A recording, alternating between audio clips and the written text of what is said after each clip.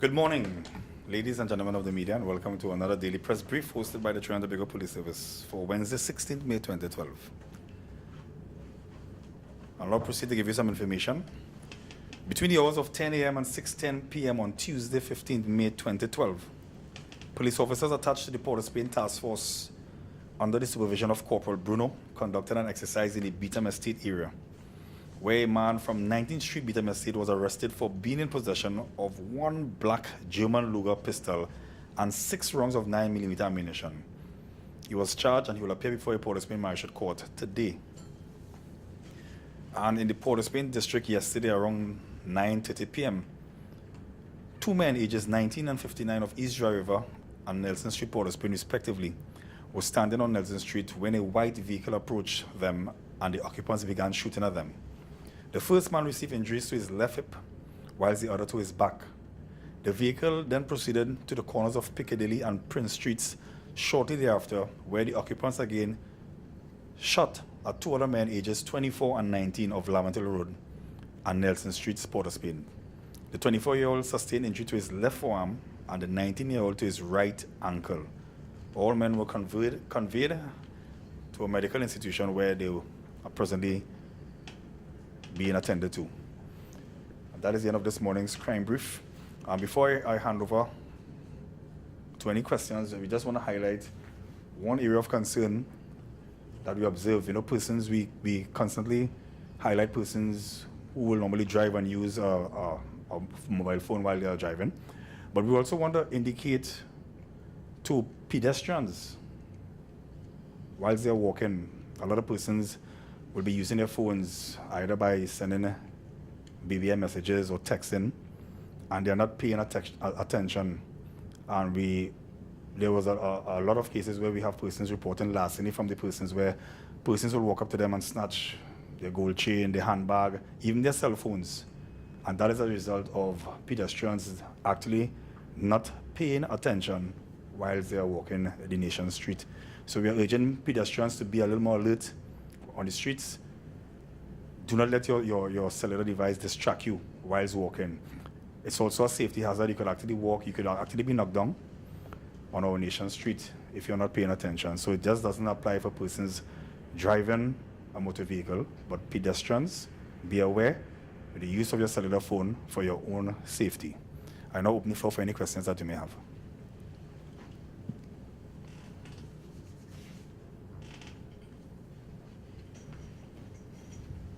Sarge, good morning. This is in connection with I will want to say riots in brackets here that took place yesterday afternoon at Harp Place on that side of Port of Spain. Can you tell us, we've been told that the shootings last night, we're not sure about the times because we've been told that it happened a little bit earlier.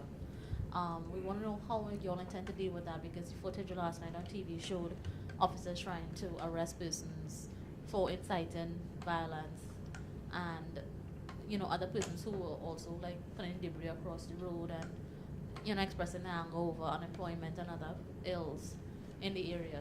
Can you tell us how you all intend to deal with that, particularly in that area, because you may see more situations arising? Well, what you're saying, though members of the public may have a right to protest as a result of issues that they may be facing, the members of the police service, we are saying that they don't have the right to obstruct the free passage of the road, to obstruct persons on the road, and to be violent on the nation's road. So the police service will be dealing that with the strongest arm of the law. We'll be adopting a zero tolerance as it relates to persons committing infractions of the law during their protests. So it's okay to protest, you can do it peacefully, and we are totally against the whole issues of violence on the road, blocking up of the roadway, and we're going to be dealing with that in a robust way as time goes along. Last night, the footage that I personally saw on CNC3 showed officers actually brandishing their guns, pointing at persons in a manner that, if anything were to happen, it would leave a lot of questions as well. And then we also saw footage of officers actually kneeing persons in their back, kicking them while they're being handcuffed.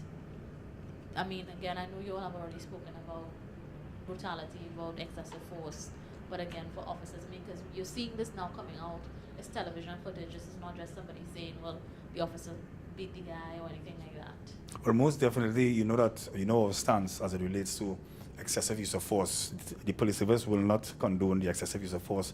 However, the officer will be asked to use the appropriate force that is necessary in order to apprehend persons or to prevent persons from committing different infractions of the law. So, whilst at the same time we are not condoning the excessive force by police officers, we are saying that police officers, based on the circumstances, will have to use the appropriate force in order to quell situations.